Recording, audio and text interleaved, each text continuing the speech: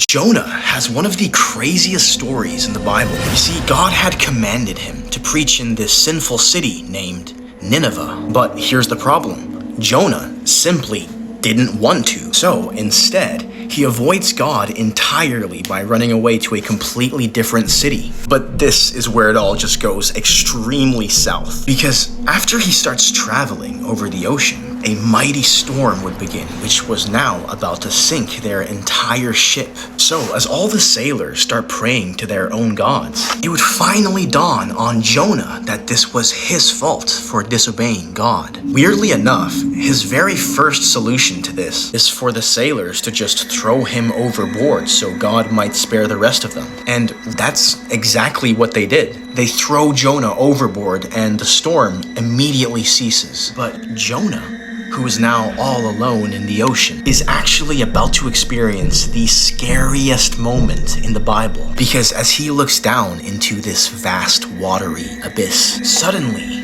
this giant whale would emerge from the darkness. And of course, he can't escape because there's nowhere to go. So, in an instant, Jonah gets swallowed up by this giant fish. And for 3 days and 3 nights, he actually remains there, alive. Eventually, this whale spits him back out onto dry land, and this is where he finally goes through with God's task for him. But what's very curious is actually what Jesus has to say about this. See, Jesus says in the Bible that the only sign that will be given to this wicked generation is the sign of Jonah. And interestingly, on April 8th, 2024, there was this total solar eclipse, which conveniently passed over 7 cities named Nineveh.